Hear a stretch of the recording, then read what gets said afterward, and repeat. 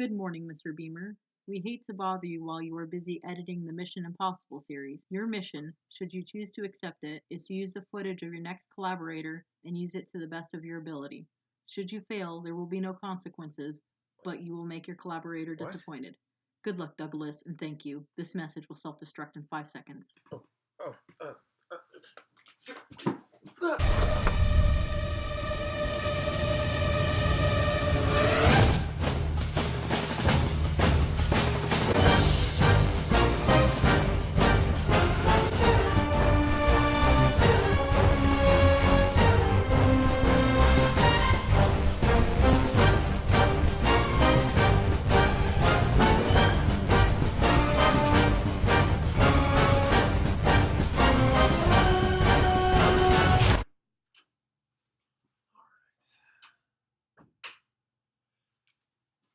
And away we go.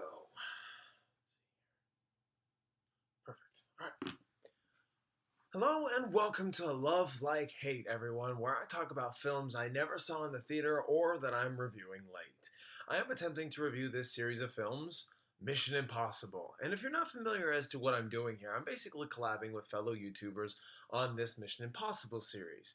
And here we're on the third film in the franchise, and I would have to say probably the one that invigorated it back to life. And I mean, let's say for the sake of argument here that the second one wasn't everybody's favorites. I mean, I'm pretty sure there's a few of them that think it's the best, and I'm not going to knock you for that. But the second one did leave us with an ending that kind of wrapped things up forever and I and be like, okay, yeah, it's done. And while that's just my opinion, I just feel that that's like, where on earth could this franchise go if they made a third one? And what better way to start a franchise back to life again than to get J.J. Abrams beyond Tom Cruise himself? And J.J. Abrams is a man at that time who was best known for Alias with Jennifer Gardner and Lost, which we all know and, depending on who you talk to, love. I loved it, but that's neither here nor there. And he wasn't directing Star Wars or Star Trek, so he wasn't very well known in the film department. So this just so happens to be his directorial debut, and what a mighty fine start, I should say. Now, before I begin... Sorry guys, hang on a second. Oh, I'm getting a message here.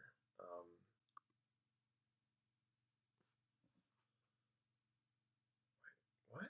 Good morning, Mr. Beamer. We hate to bother you while you are busy editing the Mission Impossible series. Your mission, should you choose to accept it, is to use the footage of your next collaborator and use it to the best of your ability. Should you fail, there will be no consequences, but you will make your collaborator disappointed. Good luck, Douglas, and thank you. This message will self-destruct in 5 seconds.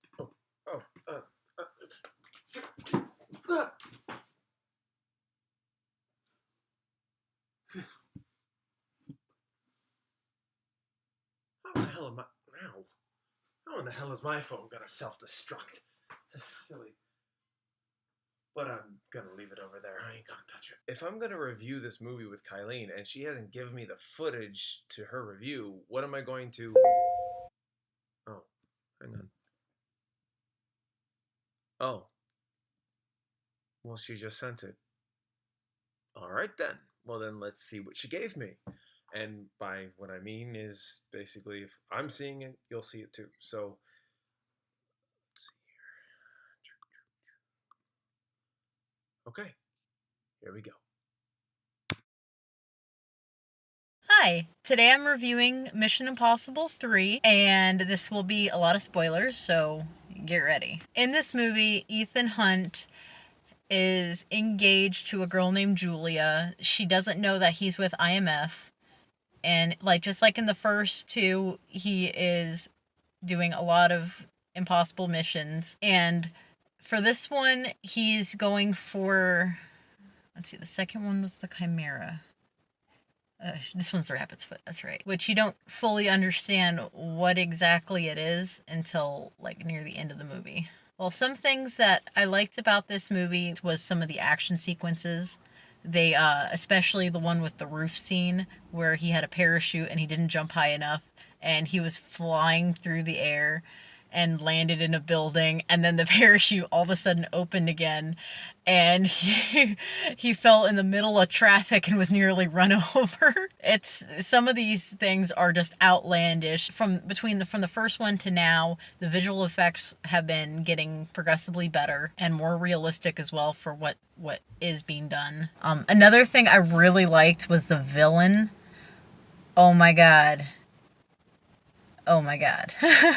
Philip Hoffman makes such an excellent villain. Like, you literally, with how calm he was throughout the airplane at the beginning scene and just the ending, like, you could feel his he was just so calm and just menacing, and like legitimately I felt terrified whenever he was on screen because you never know what he's going to say or do next. One of the things that I really didn't like about it is the fact that they didn't actually tell you what happened to the girl from the second one in the transition to the third one.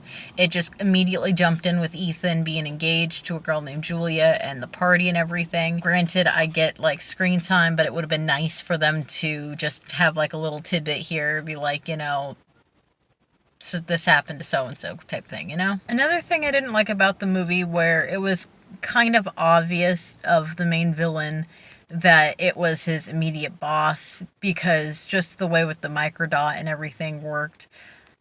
And then it was kind of at the end when he was there asking him about the rabbit's foot and if he told anyone else at IMF about his involvement. It seemed obvious because like that happens with a lot of the Mission Impossible and other like spy type movies. You can just kind of tell. Well, in general, I definitely like this movie. I would recommend watching it, and I would definitely rewatch it. And it definitely gets better as the movies progress.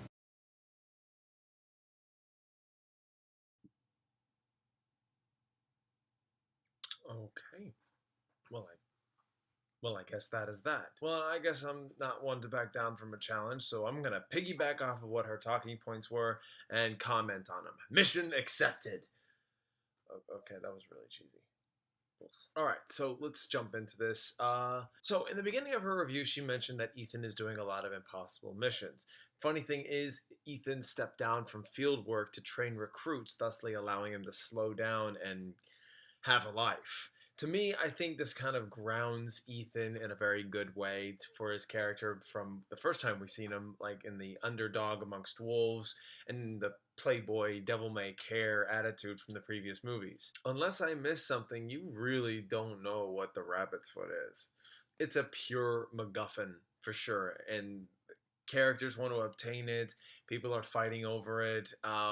It's a complete mystery. So it's something I actually enjoyed in this film because you're just allowed your imagination to wander as to what it could be, what it is. I mean, if you take a close look at it, there is a biohazard sign on the rabbit's foot, and it's like, oh, is this a chemical? Is this a something like a conductor or something like that? So you wonder. I mean, even then, that could be false. With anything, when this MacGuffin has been obtained, or even if it's being pursued, it really allows a lot of action sequences that are just frantic and crazy and fast paced. The movie moves very well, in my opinion. I don't really think it slows down at all. The parachute scene Kyleen referenced to is actually quite hilarious, but probably my favorite sequence in the film is definitely in Shanghai, where he does have to jump from one rooftop to the next, get inside, get the rabbit's foot, and then parachute out.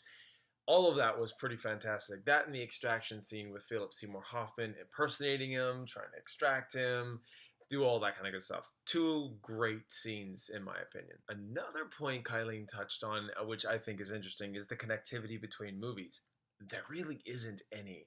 The first three films are truly separate films with not much reoccurring characters except for Luther Stickle. And this is kind of what I meant when I said earlier about reinvigorating the franchise. This movie starts up plot points, brings new means to what the storylines could be, and it very nearly starts a mythology. This movie has a habit of setting things up but never quite executing. Rabbit's foot? No idea what it is. What was one of Ethan's friends part of the bad guy club doing, and why is his only explanation in this entire thing is it's complicated? No one knows. What are we gonna do with Damien's character if they were just going to use him? No one knows. So many red herrings. And let me just say, Damien's character, played by Philip Seymour Hoffman, is actually one tough and mysterious character. I loved it. And he added just the right amount of intimidation, menace, and he really added to the stakes of the situation at hand and really bested Ethan in every turn. Overall, I would say this movie definitely worked for me, just like what Kyleen said. The action is great, the story is just enough, just despite the mystery that's almost too much. The infiltration scenes, extraction heists, masks usage, comedy really worked in this film. And for that, I loved Mission Impossible 3 and own it on DVD. I honestly just think it comes to realize all of these are going to be owned on DVD. I'm a perfectionist, completionist butthead, so I'm going to own all of them. So this wasn't actually a bad challenge, I must say. I just had to make do with what she gave me. No biggie. What's that smell? What's that? Oh. You can't see it, but my phone just exploded. God, that stinks. Thank you, Kyleen, for your opinion and input. You are the best. And speaking of the best, thank you all so much for watching. If you're new to my channel, I do several different things on here where I review TV shows in 7 minutes or less, and also movies. And my speciality is bringing it all together, the ones that come together and make a universe. And if you can like this, share it, comment, and subscribe, especially that last one. Turn on those notifications to let you know when I make my next video. It'll be all the better for it. I would love you so much. And as always, until next time.